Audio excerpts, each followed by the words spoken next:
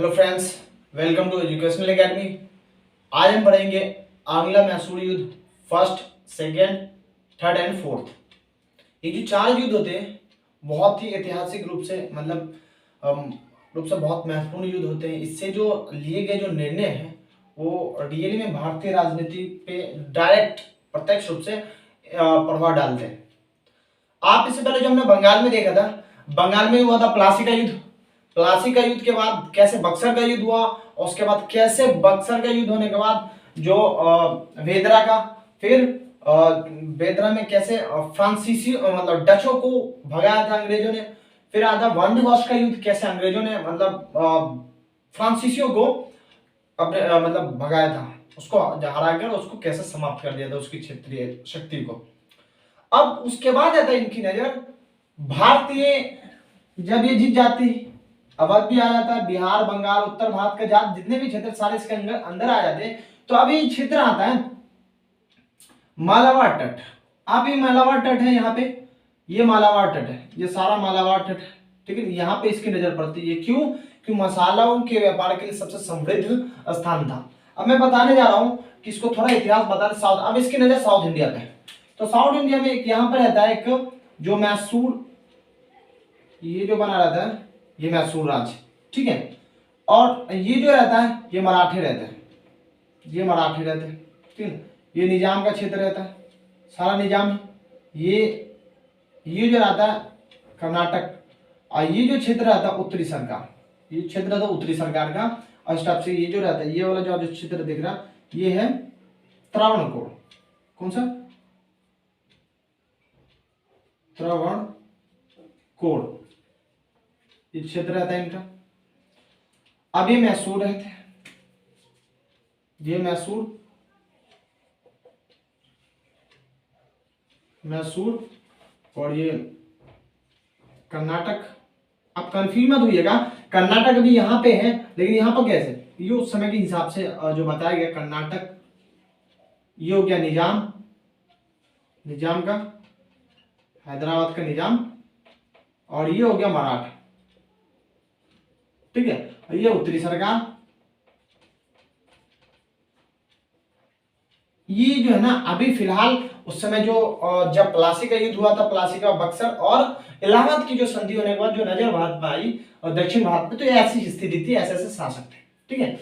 इससे थोड़ा मैं पहले आता हूं, 100 साल पहले जो एक यहीं पे एक पहले वंश रहता है जिसको जो एक साम्राज्य रहता है विजयनगर साम्राज्य, जो समृद्ध अपने आप में शक्तिशाली और समृद्ध साम्राज्य कहलाता है। उनका भी कैसे अंत होता है? विजयनगर साम्राज्य एक रहता है इस वाले क्षेत्र पे, साउथ विजयनगर साम्राज्य, जो इसका हरियर बुक्का नाम का जो एक भाई रहता है, हरियर प्लस बुक्का नामक एक भाई रहते, इनकी स्थापना करते हैं। और उसके बाद एक समृद्ध और शक्तिशाली साम्राज्य चलता है। फिर इनको जो इनको हराता है बहमनी साम्राज्य भी उस समय शक्तिशाली रहता है। इनको जो अलग अलग हो जाते हैं, इनके जो क्षेत्रीय शक्ति होते हैं, जैसे अहमदनगर, बीजापुर, गोलकुंडा,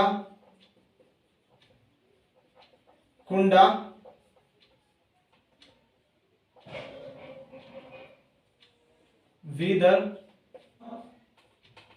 बड़ा। इनकी ये जो है ना बहमनी जो साम्राज्य रहता है, इनकी आपस में हमेशा लड़ाई चलती रहती है। ये अपने जो साम्राज्य को लेकर परेशान रहते हैं और आगे बढ़ाने के लिए, और ये अपने साम्राज्य की क्षेत्रीय जो सीमा बढ़ाने के लिए परेशान रहते हैं और हमेशा युद्ध करते रहते हैं। तो एक अंत में एक युद्ध होता है, उसके बाद ये बहमनी साम्राज्य जीत जाते हैं और ये विजयनगर साम्राज्य का अंत हो जाता है, जिसे बोलते हैं राक्षसी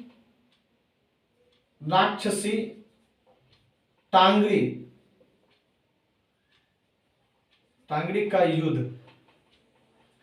जैसे तालीकोटा का युद्ध करिए, तालीकोटा का युद्ध भी कहते हैं। इसके बाद विजयनगर साम्राज्य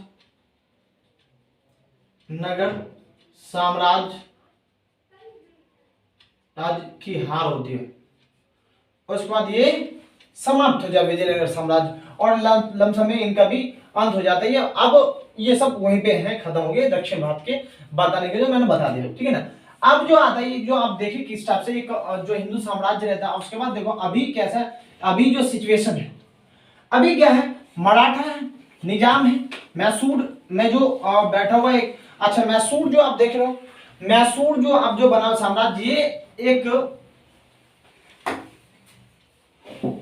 मैसूर जो आप साम्राज्य देख रहे हो, यहाँ पे इनकी जो स्थापना की, ये एक मैसूर साम्राज्य, मैसूर नहीं रहता, मैसूर जो अदियार शासक जो मैसूर पे शासन करते हैं, अदियार वंश, ये जो रहता है अडियार शासक, ये वंश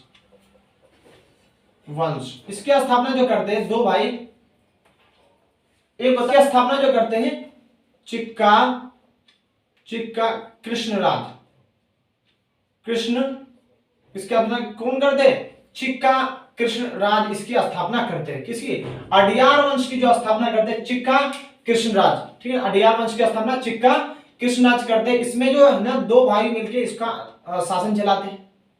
इसमें दो भाई रहते हैं, नंदराज और कृष्ण राज, दोनों मिलकर इस साम्राज्य को चलाते रहते हैं, आराम से चलता रहता है साम्राज्य। अब देखो शुरुआत कहां से होती है, अडियार वंश जो है एक हिंदू साम्राज्य, हिंदू वंश है, और चिक्का कृष्णराज, ये जो चिक्का और प्लस कृष्णराज दोनों मिलकर स्थापना इसको करते हैं अडियार वंश की। और इनमें जो दो होते हैं नंदराज और कृष्णराज, दोनों इनको साम्राज्य को आसानी से चलाते रहते हैं अच्छे समृद्ध रूप से। होता क्या है, इसमें एक आम व्यक्ति जो सेना में भर्ती लेता है, उसका नाम होता है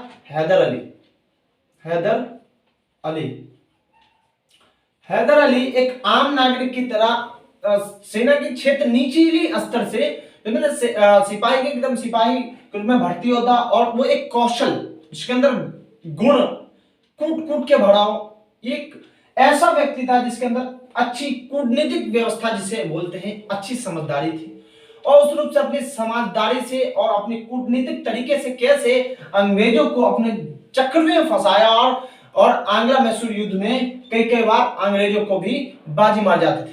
कैसे अपनी कूटनीतिक तरीके से मराठा निजाम और इन सबको कैसे अपने चाल में अपने अंदर लेते थे, अंग्रेज की तरह ये बड़े दिमागदार थे, शासन में एक बड़े अच्छे शासक की तरह के रूप में उभरे हैदर अली। जब इनको मौका मिलता है, जब हैदर अली एक अच्छा रहता है सेना, तो इनको 1755 में सेना का अधिकारी नियुक्त किया जाता है, सेना का अधिकारी बन जाते हैं, अधिकारी बने। जैसे अधिकारी बने, इन्होंने सेना का कमान संभाला और एक किला बना था, डिंडी गुल का किला बनाता है, शस्त्रगार का निर्माण कराता, हथियार जिसे बना, शस्त्रगार का निर्माण कराता है। कौन है अडियार, ये हैदर अली शस्त्रगार का निर्माण करता, अपनी सेना को यूरोपीय माध्यम से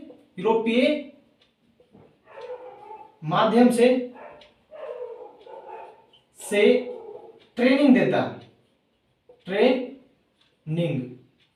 ट्रेनिंग देते कौन, हैदर अली। और इसको ही चलती 1761 एक ऐसा दिन आता है, इसको प्रशासक नियुक्त किया जाता है, प्रशासक बना दिया जाता। अब मैसूर का जो प्रशासन व्यवस्था राजा बन चुका है, कौन, हैदर अली। देखो कहां से एक आम व्यक्ति आता है और कैसे अपनी अकेले अपने दम पे और कहां से कहां तक पहुंचता है हैदर अली, ठीक है ना। और ये चीज जो होता रहता है, ये चीज जो होता है देखते रहता है कौन, मराठा प्लस निजाम देखते रहते हैं, ये कर्नाटक वाले देखते रहते हैं, और त्रावणकोर के, और उससे भी ज्यादा अंग्रेज जो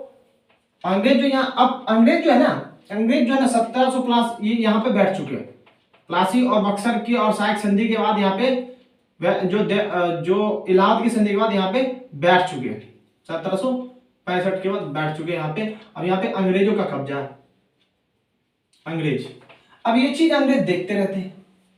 अब अंग्रेज को क्या चाहिए था, अंग्रेज को क्या जरूरत है लड़ने का, लेकिन अंग्रेज को चाहिए था मसालों वाले व्यापारिक क्षेत्र, तो ये मालाबार तट था। अब ये क्षेत्र अंग्रेजों को चाहिए, तो अंग्रेजों ने इससे, ये तो आसानी से मानने वाले नहीं थे, क्योंकि भाई ये एक ऐसे एक रियल में जो शासन करते हैं मैसूर का जो हैदर अली और टीपू सुल्तान नामक जो दो शासक नियुक्त होते हैं, बड़े अपने आप में शक्तिशाली और समृद्ध इसकी शासन व्यवस्था होती है और अपने शासन में अनेक प्रकार की चीजों का निर्माण करते हैं। अनेक कैसे इनको ट्रेन किया जाता है सैनिकों को, किस तरह युद्ध किया जाता है, वो रियली में अब दिखता है इनके शासनकाल में। अब देखेंगे क्या क्या होता है। तो अब देखो इनकी नजर हैदर अली और मतलब अंग्रेजों की नजर रहती है। अंग्रेज सोचता है मेरे को इस क्षेत्र की अगर दीवानी प्राप्त होनी चाहिए, अगर करनी है तो हमें इनसे युद्ध लड़ना पड़ेगा। और इस बात की खबर हैदर अली को बहुत पहले मिल गई थी। एक समय ऐसा आएगा कि अंग्रेज हमसे भी लड़ेंगे, ठीक है। तो अंग्रेज जो है ना अपनी कूटनीतिक तरीके से, अब अंग्रेज जो है ना कूटनीतिक तरीके से मराठे को और निजाम को अपने अंदर मिलाने लगते हैं। मराठा एक यहाँ पे एक विंध्य रेंज होगा, विंध्य रेंज क्या है, यहाँ पे एक विंध्य रेंज, यहाँ पे क्या एक विंध्य रेंज है। विंध्य एक पहाड़ी है जो यहाँ से अब इसी ही में पानीपत का युद्ध अभी हार के आ रहे हैं मुगलों से।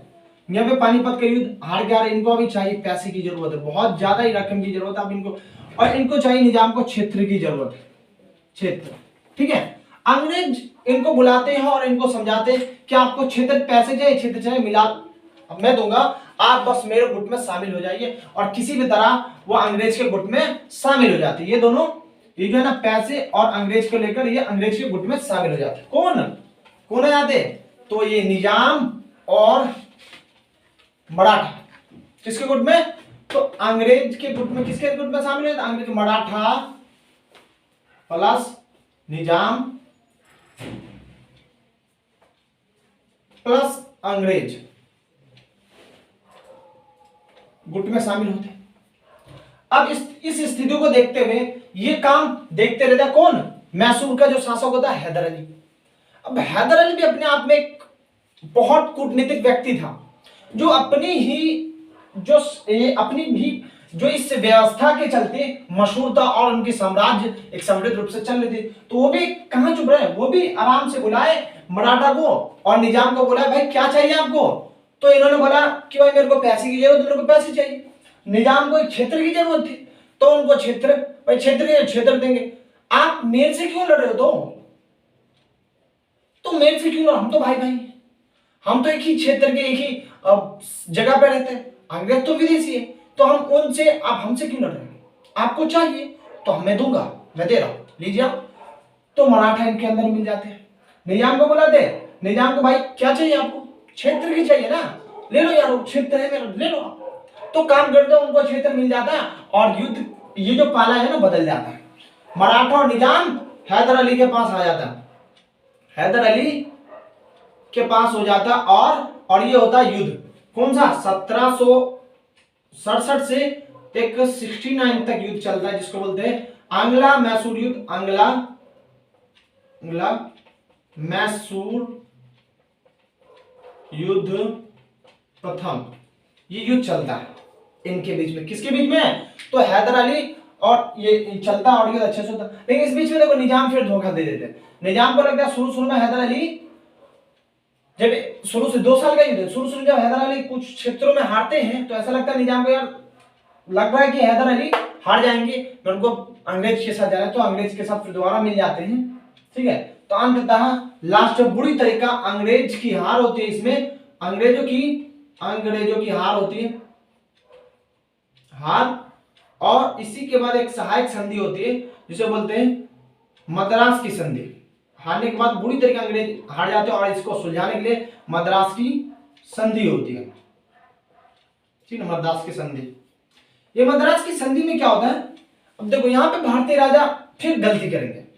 अंग्रेज की क्या कूटनीति थी, अगर किसी भी साम्राज्यिक क्षेत्र या किसी भी क्षेत्र को जीतते थे, उस क्षेत्र पे अपना कब्जा और टैक्स जुर्माना लगाते थे, किसी भी तरीके से उस क्षेत्र के राजा को भगाते थे और अपने अंदर में कर लेते थे। देखो ये क्षेत्र और इन्हीं के चलते कितना प्रभावशाली और इनको प्रभाव पड़ेगा। मद्रास हैदर अली अब इनको माफ कर देते, बोलते चलो कोई बात नहीं, आपने मेरे से युद्ध किया, आप आइंदा आप ध्यान रखिए मेरे साथ युद्ध मत करिएगा, आप अपने क्षेत्र में रहिए, मैं अपने क्षेत्र में रहिए। और वही जो अंग्रेज की नीति थी, अगर आप पे युद्ध होता है तो हम मदद कर रहे हो, अगर हम पे युद्ध होता है आप मदद करिएगा, ठीक है मान जाते हैं, कोई टैक्स कोई जुर्माना नहीं, जो पहले था वो क्षेत्र वो सबका ऐसे ही है, ठीक है। अब मद्रास की संधि के तहत सारे समाप्त हो जाता है, ठीक है ना। ये सिस्टम यहां तक रहता है। ये संधि होता है 1769 में संधि के बाद समाप्त हो जाता है मद्रास की संधि। तो पहला आंग्ल मैसूर युद्ध तो समाप्त हो गया, अब ये बात हो गया, ठीक है। तो अब दूसरा बात आता है, दूसरा आंग्ल मैसूर युद्ध कैसे होता है, देखो दूसरे की कहानी देखो। दूसरे में क्या होता है, दूसरा आंग्ल मैसूर युद्ध,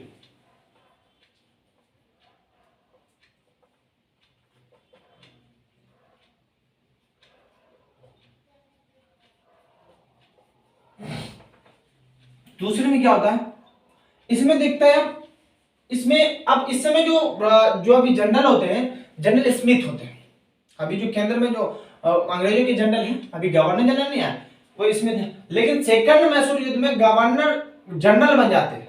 कौन बनते हैं, governor general Warren Hasting, Warren Hasting, Warren Hasting बनते हैं गवर्नर जनरल। मैं जी करके नियुक्त कर दे रहा हूं, गवर्नर जनरल। अभी केंद्र में पहला गवर्नर जनरल होता है वॉरेन हेस्टिंग, जो गवर्नर जनरल होता है वॉरेन हेस्टिंग, ठीक है, बंगाल का बनता है। तो वॉरेन हेस्टिंग इस समय होता है, इनके नेतृत्व करते रहते हैं। इन्होंने एक उनको भेजते हैं अपने जो आयरकूट को भेजते हैं, प्लस इधर हैदर अली। इनसे पहले क्या होता है कि देख इनको भेजते हैं कि इनके गुट को तोड़ो, तो किसी भी तरह इन मराठा निजाम के गुट को तोड़ने में कामयाब हो जाते हैं। मराठा को अपने अंदर में कर लेते हैं। कौन सी सहायक संधि के तहत, तो एक सहायक कौन, सालबाई की संधि के तहत। साल इनको देखो, मराठा और अंग्रेज सालबाई की संधि के तहत, सालबाई की संधि और एक हो जाते, ठीक है। अब होता क्या है, और टूटने में ये जो है ना, किसी तरह इसको तो गुट तोड़ने में कामयाब हो जाते हैं। गुट तोड़ने में क्या होता है, कामयाब हो जाते हैं। कौन, आयर जो गुट तोड़ने में कामयाब होते हैं। और यही से कारण अब मराठा वाले क्षेत्र में इनको विवाद होता है, और ये विवाद क्या, मराठा वाले मैसूर पे हमला बोल देते हैं। मराठा वाले मैसूर पे हमला बोलते इस पे। अब वही संधि के तहत क्या होता है कि अंग्रेजों को साथ देना चाहिए, लेकिन अंग्रेज साथ नहीं देते, और इसमें पेच फंसता। और यही उल्टा इन्हीं की जो लड़ाई है ना अंग्रेजों की, इन्हीं के ऊपर जो इनसे मिलकर इनकी संधि का पालन करते हुए इनसे मिलकर हमला करते हैं, और होता है दूसरा आंग्ल मैसूर युद्ध,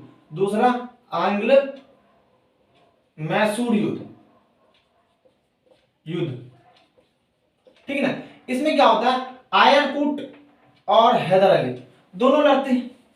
लड़ने के बाद होता क्या है, हैदर अली को कैंसर, किसी भी अचानक कैंसर के कारण अचानक 1782 में मृत्यु हो जाती है, और इनकी आयरकूट की भी 1783 में किसी भी कारण मृत्यु हो जाती है। ठीक, देखो कभी किस्मत भी कोई खेल रचाती है, यही हालात होते हैं इन दोनों के साथ, और ये मर जाते हैं। अब इनका जो बेटा जो हैदर अली का होता है, वो एक बहुत अभी उतना प्रशासनिक है, तो बहुत प्रशासनिक गुण में है, लेकिन हैदर अली का बेटा भी वो जो अचानक से मृत्यु के बाद कोई भी इतना जल्दी समाज को, और वो भी युद्ध की स्थिति में नहीं संभाल पाता है। लेकिन फिर भी जो टीपू सुल्तान संभालता है, 1 साल तक युद्ध करता और किसी भी तरह जो है ना युद्ध को समाप्त करने की कोशिश करता, और 1 साल के बाद वो जब 1784 में शासक बन जाता है। और 1784 में क्या होता है, एक संधि होती है जिसे बोलते हैं मंगलोर देते हैं। जब टीपू सुल्तान बन जाते तो मंगलोर की संधि के तहत, कौन सी संधि, इस युद्ध को 1784 में मंगलोर, इस वाले क्षेत्र में मंगलोर, पश्चिमी घाट के पहले वाले क्षेत्र में मंगलोर है। इसमें खासियत है, यहाँ पे 250 सेंटीमीटर से भी ज्यादा बारिश होती है, और एक बेंगलोर है 50 सेंटीमीटर से भी कम बारिश होती है वहां पे। तो मैंगलोर और बेंगलोर में इतना फर्क आप ध्यान रखिएगा, बहुत डिफरेंट है। मंगलोर है, बेंगलोर कर्नाटक की अभी फिलहाल ही कर्नाटक की राजधानी है।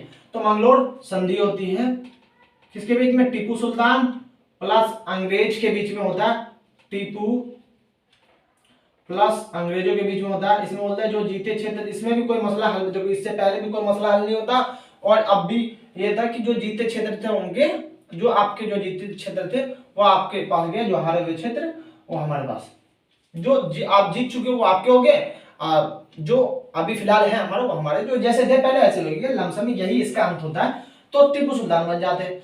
अब इसके बाद देखो टीपू सुल्तान को अपना, एक टीपू सुल्तान और हैदर अली में फर्क देखो। टीपू सुल्तान क्या होता है, ये बड़ा दूरदर्शनीय व्यक्तित्व होता है। टीपू सुल्तान की बात करें, ये बहुत दूरदर्शनी, जो दूरदर्शनी होते हैं ना, बड़े दूर की सोच वाले।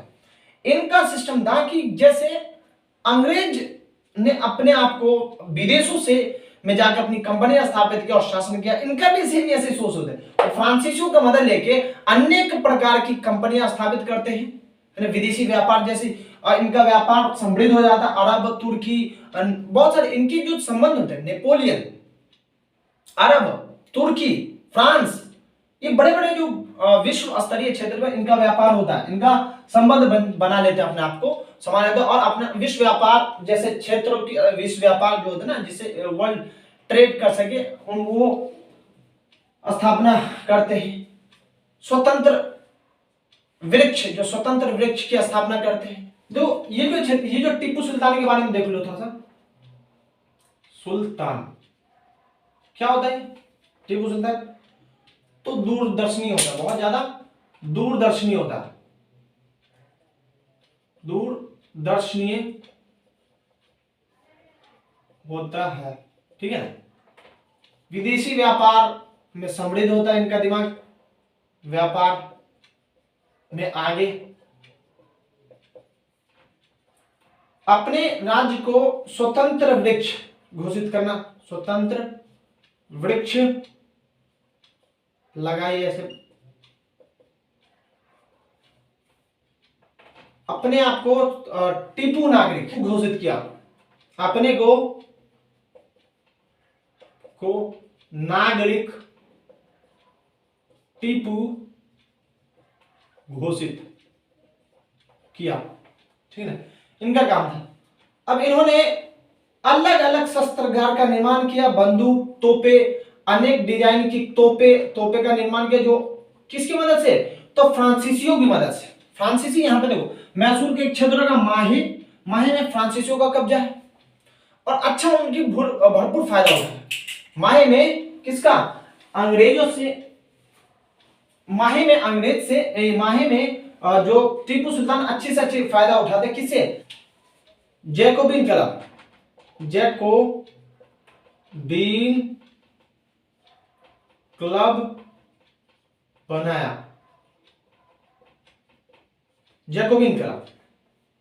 कौन, इन्होंने, देखो इनकी बहुत अच्छी जो दूरदर्शनी व्यवस्था थी। ये इस चीज में थोड़ा पीछे हो रहे कि आसपास के इनको जो राज्य थे, जो मराठा निजाम वाले जो क्षेत्र थे, इन सबको आपस में मिले या ना मिले, इससे कोई फर्क नहीं पड़ता था। ये बड़े दूरदर्शनी थे, बड़े लंबे सोच रखते थे।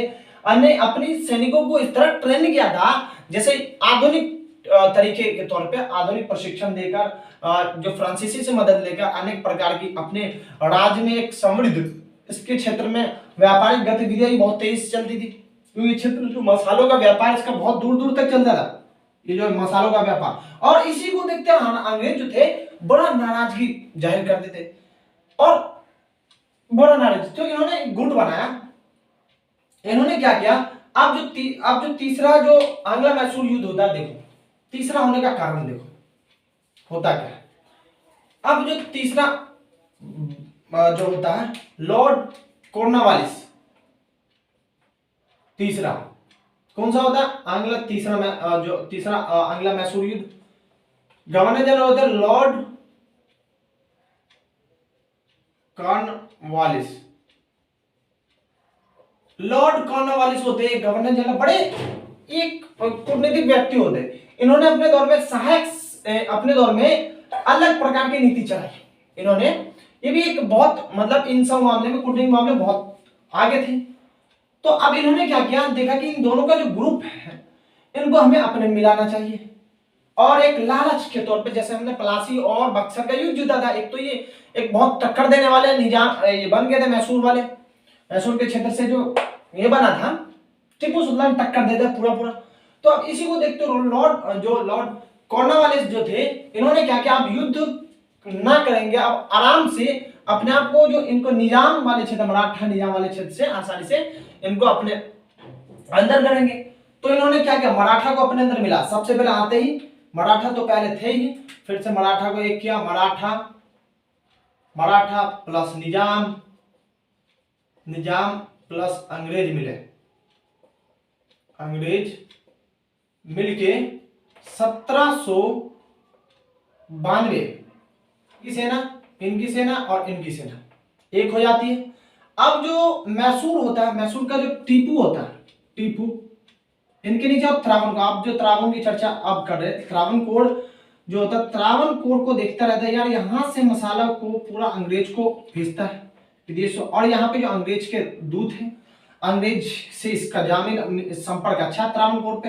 तो ये जो टीपू सुल्तान है ना, एक मौका तलाश कर रहे थे। ये भी अब ये गुट तो बन चुके हैं, गुट बन चुके हैं, गुट बाद ये मौका तलाश करेंगे, अब कौन सा ऐसा मौका आएगा जिस पे हमला करेंगे। तो मौका आता है, मैसूर का जो टीपू सुल्तान होता है अचानक से इस पे हमला कर देता है। कौन सा, ये भी बदला लेने के लिए चाहते हैं, ये भी खूब बदला लेना चाहते हैं अपनी, मतलब उसका 1700 पिता का, और 1784 में जैसे युद्ध हुआ था, किस तरह इनकी मतलब संपत्ति को लिया गया था, तो बदला लेना चाहते हैं और किसी तरह इस पे हमला कर देते त्रावणकोर पे। जैसे त्रावणकोर पे हमला करते हैं और इन तीनों के, इनको पता नहीं था इन सब के गुट है, लेकिन ये पीछे छूट जाते हैं, अपने जो इनके पिता रहते हैदर अली सारे को मिला के चलते, लेकिन ये सबको छोड़ के अकेला ही काफी है। तो लास्ट में क्या करते हैं, युद्ध होता है 1790 और 92 का, जो आंग्ला मैसूर युद्ध थर्ड। और इसमें क्या होता है, ये जब अंग्रेज, ये जो टीपू सुल्तान इस पे हमला करते तो इस पे ये भी जीते, तो इधर से मराठा इस पे हमला कर देता और निजाम इस पे हमला कर देता और अंग्रेज इस पे हमला कर, चारों तरफ से फंस जाते, लास्ट में इसकी हार हो जाती है। किसकी, टीपू, हार होती है टीपू की, टीपू सुल्तान की हार हो जाती है। ठीक है ना।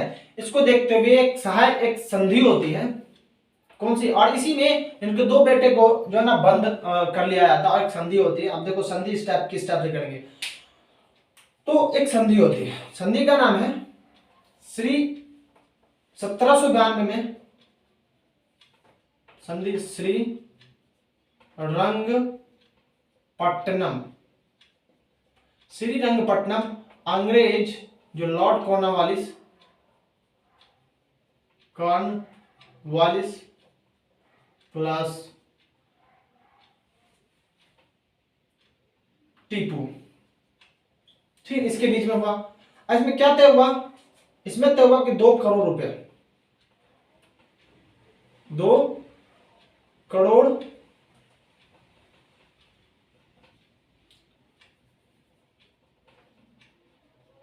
करोड़ रुपए की डिमांड की।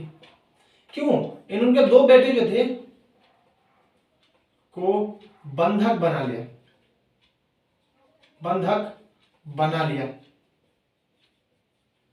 ठीक है ना। इन्होंने लास्ट में इसको देना पड़ा 2 करोड़ रुपए, और लास्ट में और जो इनके जो और आधा साम्राज्य, तीसरा क्या क्या, आधा साम्राज्य, राज्य, जो मैसूर का आधा साम्राज्य डिमांड किया, ठीक है, वो मिल गया इस टाइप से। और जो अंग्रेजों ने वादा किया था मराठा और निजाम से कि जो भी जीतेंगे आधा 50% बंटवारा करेंगे, वही होता है। देखो आप अंग्रेज की बुद्धि देखना, यहाँ पे जो बंटवारे की बात आती है तो मराठा निजाम की देखना अंग्रेज की, तो इसको जो इस आधे वाले क्षेत्र पे जो इनको बंटवारा होता है निजाम अंग्रेज को, तो मराठा को जो देते हैं, जो तुंगभद्रा नदी है, तुंगभद्रा नदी से ऊपर वाला भाग, उत्तर ऊपर वाला पार्ट उसको दे देते हैं। निजाम को कृष्णा नदी, कृष्णा प्लस पुन्नूर है नदी के बीच वाला पार्ट, ठीक है ना। ये 2 क्षेत्र जो देते हैं इनको, दोनों इससे पहले भी लड़ते थे, झगड़ते थे बहुत। अब जो अंग्रेज लेते हैं, अंग्रेज क्या लेते हैं, देखो मालवार तट, मसाले वाले से जो शुरू से तलाश थी, मालवार तट, ठीक है ना। दूसरा क्या लिए, जो हैदर अली ने बनाया था डिंडी गुल किला लेते, 12 महल, जो मैन वाला क्षेत्र थे, आर्थिक वाले क्षेत्र वो अंग्रेज ले लेते हैं, और जो विवादित क्षेत्र थे इनको देते हैं। ये भी है भी इंपोर्टेंट क्षेत्र, लेकिन ये विवादित है, ये दोनों आपस में लड़ेंगे और इसका देखो अगले ही क्लास में हम पढ़ेंगे मराठा और अंग्रेज के बीच में कैसे भिड़ंत होती है और कैसे मराठा हारते हैं। तो ये था इनका तीसरा आंग्ल मैसूर युद्ध। और इसके बाद इनका जो श्रीरंगपट्टनम की संधि के बाद 1792 के बाद ये कंप्लीट हो जाते हैं। अब ये भी हो जाते हैं और एक तरफ से इसका राज जो है ना जो पहले जैसा एकदम समृद्ध एकदम हल्का हो जाता है। अब चौथा क्या होता है, चौथा एक गवर्नर जनरल आते हैं। जो चौथा जो युद्ध होता है चौथा में गवर्नर जनरल जो वेलेजली कौन होता है, गवर्नर जनरल वेलेजली, इसको भेजा जाता है विदेश से। वेलेजली 1700 ये युद्ध जो होता है चौथा युद्ध 1799 का युद्ध था। वेलेजली गवर्नर होता है तो इनको बोलते सहायक संधि के माध्यम से भेजा जाता है अंग्रेज इंग्लैंड से कि बोलता है कि यार बहुत सारे युद्ध से नुकसान ही होता है, उससे हमारे आने वाले समय पे इम्पैक्ट पड़ेगा। तो क्या करते हैं, वेलेजली को भेजा जाता है कि आप सहायक संधि के माध्यम से सबको अंदर मिलाएं। तो सहायक संधि क्या होता है देख लो, सहायक संधि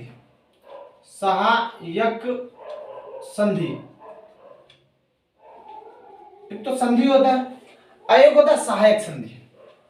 जो अब इसका ही खासियत था कि आपके किसी भी हर एक राज्य में जो राज्य जीते हुए उस राज्य में आपके राजदूत रहेंगे, मेरे राजदूत रहेंगे, है ना। उनका एक अलग सेना होगी, आप सेना को किस तरह ट्रीट करेंगे वो मेरा ही मैं ही करूंगा। किस टाइप की सेना की भर्ती होगी मैं करूंगा, कौन से लोग सेना में होंगे वो सारे मैं करूंगा, सिर्फ आप उसको तनख्वाह उनका और मेंटेन सारे करेंगे। तो ये सहायक संधि थी। इसमें जो पहला एक्सेप्ट करता है निजाम होता है, सबसे पहले एक्सेप्ट करने वाला निजाम होता है। निजाम होता है 1798। यही बात होगी ना, युद्ध करना था इनको और इनको भी बदला लेना था। ये मैसूर का जो था ये बदला लेना था। अब आ गया वो मोमेंट जो सहायक संधि सब राज्य में भेजा गया, मराठा निजाम उस टाइप से भेजा गया। लमसम जो भी इसके कब्जे वाले क्षेत्र थे उस पे इनको एक्सेप्ट करते हैं। और एक्सेप्ट जो नहीं एक्सेप्ट करते होता ना कि आप हाथ उठाते जो इस सहमति से अगर असहमत है आज युद्ध लड़के देखते हैं उसके बाद आप देखेंगे। तो उसमें जो है ये एक्सेप्ट नहीं किया मैसूर का जो युद्ध जो टीपू सुल्तान ने इन्होंने एक्सेप्ट नहीं किया, इन्होंने रिजेक्ट कर दिया। और इसी की वजह से एक 1799 का चौथी आंग्ल मैसूर युद्ध होता है। कौन सा चौथी आंग्ल मैसूर युद्ध होता है जिसमें जो टीपू सुल्तान मारे जाते हैं, ठीक है। ये होता है इसका मैन काम। और इस टाइप से हमने जो फर्स्ट सेकंड थर्ड आंग्ल मैसूर युद्ध हमने देख लिया और किस किस संधि के तहत इसका अंत हुआ। और सारे आप नोट डाउन कर लीजिए। आप एक बार और डायग्राम बना लीजिए। जो पहला होता है जो युद्ध होता है पहला जो युद्ध होता प्रथम जो युद्ध होता कब होता 1767 से 69 होता है प्रथम। इसमें जो है ना किसके समय होता तो इसमें जो होता है इसमें कोई गवर्नर जनरल नहीं होता, लेकिन एक गवर्नर होता है गवर्नर स्मिथ होते हैं। और इस समय जो ये जो होता है प्रथम हैदर अली प्लस अंग्रेज। इसमें हैदर अली के साथ कौन कौन रहते हैं, तो हैदर अली के साथ इसमें रहते हैं, इसमें नोट कर लो, तो मराठा प्लस निजाम प्लस ये हैदर अली, ठीक है ना। ये रहता प्रथम। लास्ट में इसकी समाप्ति कब होती है तो 1769 में कौन सी संधि, तो मद्रास की संधि के तहत समाप्ति हो जाती है, ये युद्ध की समाप्ति, ठीक है। अब दूसरा जो होता है 1780 से 84 तक रहता है। इसमें हैदर अली की मृत्यु हो जाती है और जो हायर नाम का जो व्यक्ति होता है उनकी मृत्यु हो जाती है लास्ट में। इसमें इसका जो इसमें लॉर्ड कॉर्नवालिस होता है, वॉरेन हेस्टिंग गवर्नर जनरल, प्रथम गवर्नर जनरल होते हैं। और ये जो संधि होती है, ये जो युद्ध खत्म होता है कब होता है तो 1784 में होता है। और संधि होती है एक मंगलोर की संधि, लोड की संधि होती है ना, किसके बीच? तो वॉरेन हेस्टिंग प्लस टीपू के बीच में, सुल्तान के बीच में, ठीक है ना, आप लिख लीजिए। अब जो तीसरा होता है, तीसरा जो होता है, तीसरा आंग्लो मैसूर युद्ध जो होता है 1790 से 92 में होता है। इसमें देखो, इसमें ये जो ना, इसमें कौन कौन रहता है? इसमें मराठा रहते हैं, देखो टीपू ये होता है। तो तीसरा में क्या होता है? 1790 से 92 में क्या होता है? इस समय जो केंद्र में होता है, जो लॉर्ड कॉर्नवालिस होता है, लॉर्ड कॉर्नवालिस, लॉर्ड कॉर्नवालिस ये होता है गवर्नर जनरल। सहायक संधि श्री रंगपट्टनम संधि समाप्त होता है कब? 1784 में, 84 में, 92 में, 92। तो तीसरा होता है श्रीरंगपट्टनम, ठीक है ना। अब जो चौथा होता है, चौथा जो युद्ध होता है, इसमें टीपू मारा जाता है, ठीक है, टीपू सुल्तान मारा जाता है। इसमें जो होता है वेलेजली, एक वेलेजली होता है, सहायक संधि के साथ आते हैं, सहायक संधि, संधि के साथ आते हैं लास्ट में। इन्होंने जब टीपू सुल्तान ने इनकार किया तो उसमें युद्ध होता है, युद्ध में टीपू सुल्तान मारे जाते हैं। तो ये होता है इसका, आपका डायग्राम के माध्यम से आप समझ सकते हैं। तो हमने आंग्लो मैसूर युद्ध के बारे में चैप्टर पढ़ लिया। अब नेक्स्ट क्लास में बड़े इंपॉर्टेंट है, यहाँ से क्वेश्चन अक्सर बनते रहते हैं, वो भी पेंडिंग में बड़े, मतलब ऐसे एक जो, मतलब ये चारों युद्ध होते हैं, आप पता नहीं चलता क्या होता है, ये युद्ध आपस में होते रहते हैं और ये नहीं पता नहीं चलता इसका कौन सा किसका क्षेत्र विस्तार हुआ और क्या कैसे हुआ। तो ठीक है, इस तरह से हमने आंग्लो मैसूर युद्ध टोटल कंप्लीट कर लिया। नेक्स्ट क्लास में हम जो मिलते हैं मराठा और कैसे बंगाल पे अंग्रेज और मराठा कैसे जुड़ते और कैसे उनसे बीच में युद्ध होता है।